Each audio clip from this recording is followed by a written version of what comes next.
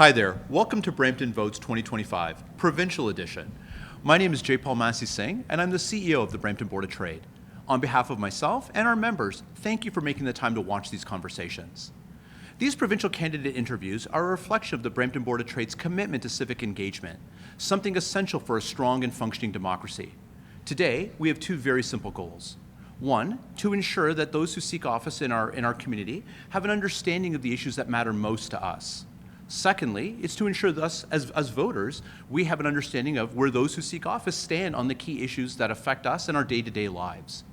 We know that regardless of whether one is part of government or in opposition, simply by being elected, you have the opportunity to shape policy and affect the lives of not just those in the province broadly, but those here in Brampton very specifically.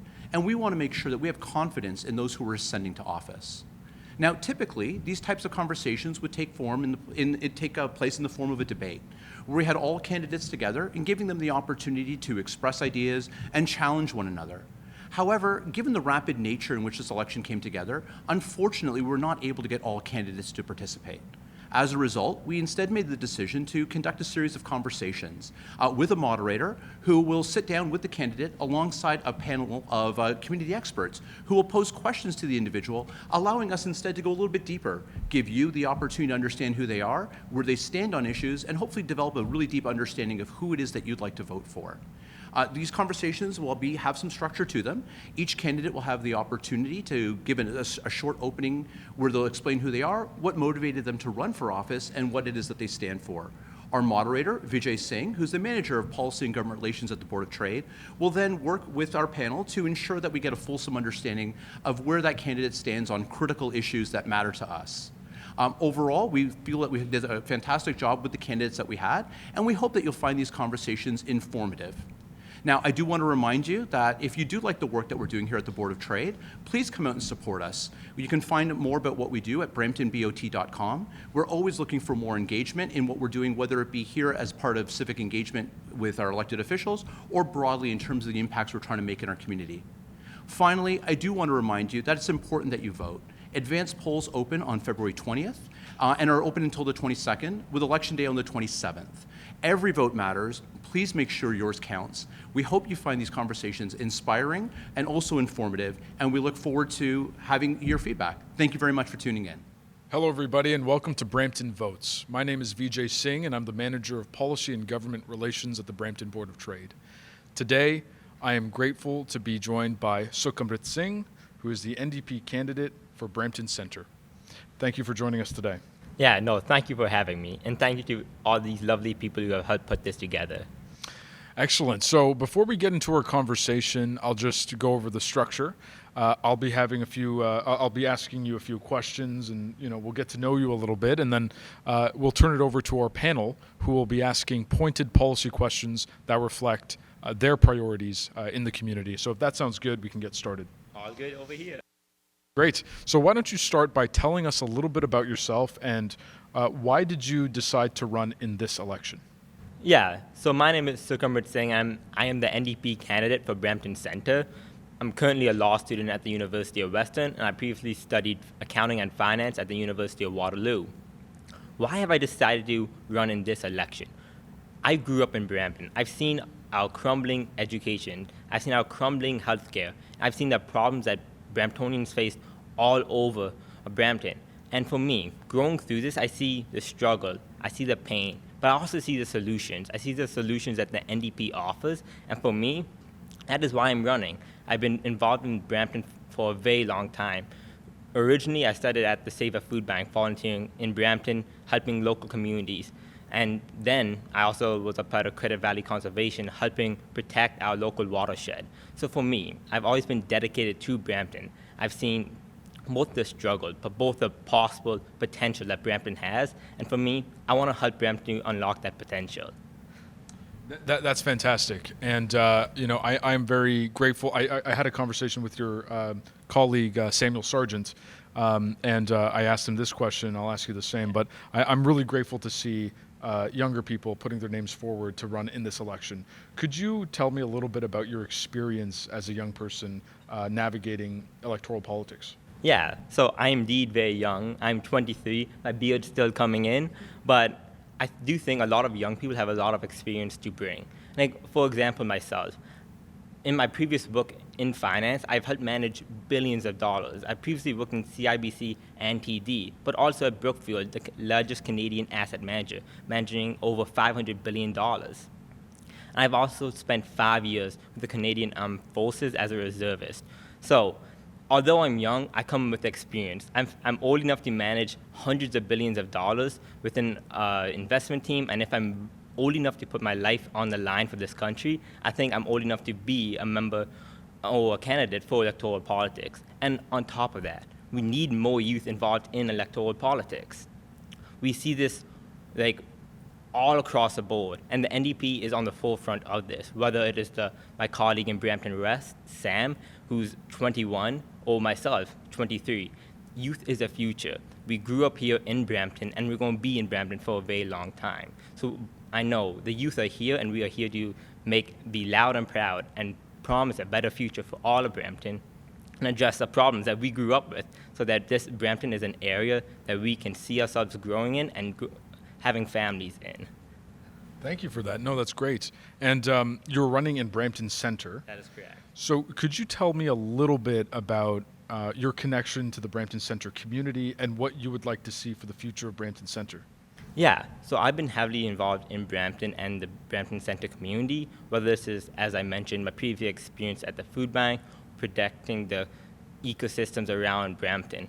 And for Brampton Centre, it is a nearly constant factor in my life, whether it's just going to Bramley City Centre, or just, for example, Bramley Go. Bramley Centre is such an important part of Brampton, and is the heart of a lot of what Brampton has. So I've been heavily involved in Brampton Centre. I'm there on a constant daily basis. And my vision for Brampton Centre is stronger communities, communities where people do not have to struggle, one where people do not have to worry about getting the basic needs, whether it's housing, whether it's feeding the families with insane inflation that's happening right now, or if it's children getting the proper education that they need. Brampton Centre has an opportunity to be a phenomenal place for everyone, and that is a vision I see for Brampton Centre. Thank you for that. And my last question before I throw it to the panel is, if you were successful on February 27th and you are elected to represent Brampton Centre, what are your goals at Queen's Park? My personal goals and the goals of the Ontario NDP, we have 3 main points that we really want to see happen on day one for Brampton. The very first one is traffic congestion. Driving through Brampton can be a nightmare sometimes. It can be just so painful. You're sitting there, whether it's a 407, 401, or 410, insane traffic throughout the day. So on day one, the Ontario NDP has a plan to remove all tolls off the public section of the highway. And then we plan to move to eliminating tolls for commercial vehicles and trucks. And I think this would be a great opportunity for Bramptonians, not only because it will spur economic activity by giving quicker access, but on top of that, it will just make people's lives so much easier. You won't have to sit in traffic for 30, 40 minutes when you're just trying to go to the other part of the city. So, and then on top of that, we do have the points of healthcare and education. These ones will not be on day one, but on day one, we'll start putting the roots in the ground. We'll start putting the action that we need, whether it's proper investment into healthcare or proper investment into education. On day one, we'll start moving the gears to get these proper investments and these proper solutions in place for the people of Brampton. Thank you for that. And with that, we'll move to our panel questions. And so when I call on you to ask your question, if you could introduce yourself, your name, and the organization that you represent, that would be great. So to start, I'll ask Mohit Sharma. Sure. Mr. Singh, pleasure to meet you today. Mohit Sharma, President and CEO of Zochem, properly located in Brampton Centre, just for your knowledge. My question for you, Mr. Singh, is with the current geopolitical climate right now and the concern of tariffs and the ongoing, let's say, brain drain that we've seen, let's say, from Canada to the United States, what would the NDP do in terms of removing some red tape so that our Canadian businesses, especially here in Brampton, could be more competitive with their U.S. competitors? Yeah, so let me address the point of tariffs because it's been dominating a news cycle. And we have 2 solutions that the NDP offers. The first one is the proper tariff-proof economy that we need. We've seen too long, either in Ontario, us trying to go back and forth across America and buy American goods. We have to focus on Ontario-produced goods. We got to focus on what is produced here, so we aren't reliant on other countries. And on top of that, we need someone who's a proper, strong negotiator. Doug Ford constantly, throughout his 7 years, has failed to negotiate proper deals. Whether this is with the LCBO, where he lost $620 million, or whether it's on the Starlink thing with Elon Musk. He lost $100 million. He is paying more to Elon Musk than it would be if the Canadians negotiated their own deals just individually. He somehow lost negotiating power when he's negotiating on behalf of the government. So we need a strong leader who's not only strong on business, but also strong in negotiating, and that is Meredith Stiles. She has, on her entire career, been arguing for workers of Ontario, and we can see this in her record. She's been a strong negotiator for everyone, and I think if she is in the government, if she is the next Premier of Ontario, she will take this strong emphasis and this strong negotiating prowess and put it against the Americans who are trying to, right now, cripple the Canadian economy. So I think if we focus on bulletproofing our economy, whether this is from the standpoint of tariffs and focusing on buying locally, and if Meredith Stiles is the next Premier of Ontario, I think we will be in a fantastic place to handle the current tariffs. And then on your second point of brain drain, the simple solution to brain drain is just investment in our education. And I know this as a university student. I'm looking at the cost, and I'm seeing universities severely underfunded. For example, Queen's University, $400 million deficit. Like, how did that happen? And the question is, it did not happen by accident. This was literally an outcome of the conservative policy. Whether this is from them telling universities to focus more on getting international students, or is this from them cutting the budgets? On both sides, the universities have been struggling because the Conservatives refuse to fund them effectively so that they can funnel more money into the pockets of wealthy insiders. So again, we have a solution. We know the solution is simple. Focus on Ontario universities, focus on Ontario. Put the proper investment that we need into our education system, and we'll see more educated Ontarians come out and be willing to work in the workforce. Well, I'm glad you mentioned post-secondary because I feel like our next panelist will certainly have something to say about that. If I can ask Frank to ask this question. Mr. Singh, thank you very much for that segue into post-secondary education. My name is Frank Gurenser. I'm the co-founder and CEO of Trios College. We have 16 campuses from Windsor to Halifax, and I have 80,000 graduates on here. You commented on the impact of universities and the deficits that are onto here.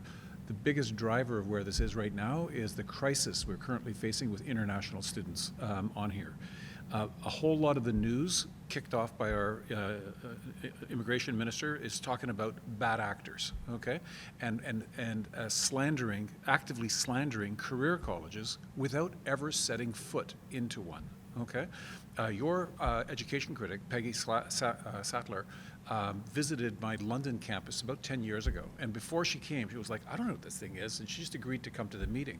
And as she walked her way through the campus, all of a sudden she got into a class of personal support workers, and there was a lifelong personal friend of hers was in the class. The two of them ended up crying on here about, wow, what a difference you do, and it just changed it. So people just don't understand. So it was also, it's blaming on private, yet a CBC article talked that 95% of the international students are going to public universities and colleges that are onto here. So the truth is that there are both good and bad actors in both public and private. But the policy is a broad brush across, wipe out everyone, and now you're seeing 400 layoffs at Mohawk, 700 at Sheridan, 300 at my own organization, et cetera. How would the NDP manage access to international students, in your thoughts? Yeah, so the issue with the international students, and good question, by the way, because again, this is something I see on a daily basis, with universities being more and more reliant on international students to fund their operations. And it doesn't have to be like this. Historically, Ontario has been able to fund its own universities.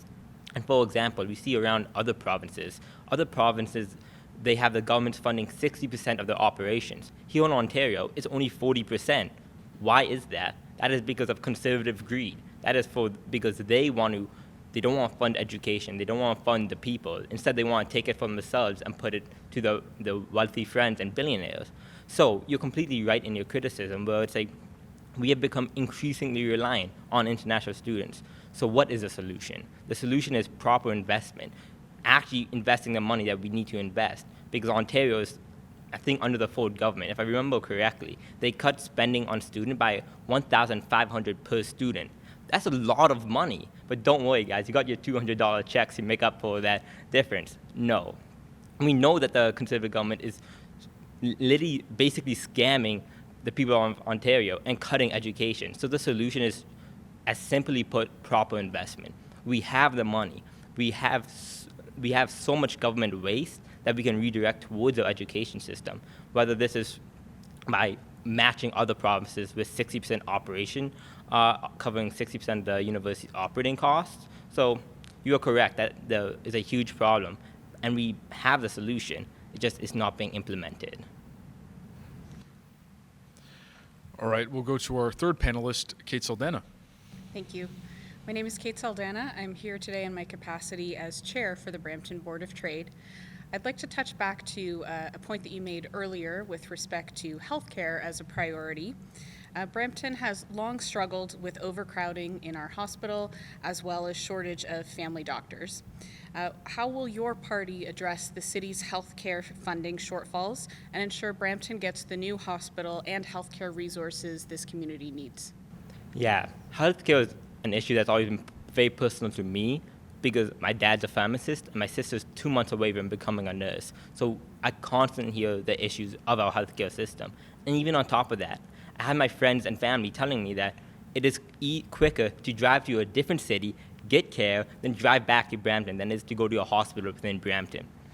So these wait times are insanely long, and it doesn't have to be this way. It was created under the Liberal government with hallway medicine, and it has been further exacerbated by the Conservatives, who just refuse to spend money on healthcare. They have the least spent per capita on healthcare out of any province, and we have so much money in Ontario, but it's just not being spent where we need it. So what does the NDP offer? The NDP understands that we were promised a hospital with shovels in the ground by 2023. I don't know if I just need stronger glasses or what, but I don't see any shovels in the ground. So our solution is to properly fund. This is by turning Peel Memorial into a full hospital with an emergency wing. Then on top of that, actually just building the hospital that we were promised. Then on top of that, we have the issue of family doctors. This is really getting two birds with one stone. We know that right now in Brampton, 1 out of 8 people, which is 105,000 Bramptonians, do not have access to a family doctor. I have friends who have their family doctors are in London or in Vaughan. They have to drive hours to get the primary care that they need. But again, this is because we do not have hospitals. We know that the hospitals train family doctors. They train them and then they stay in the city to set up their practices. So if Brampton gets a hospital it deserves, which we will do under the NDP government, we will not only fix the extremely long wait times, we'll also address the concerns of family doctors.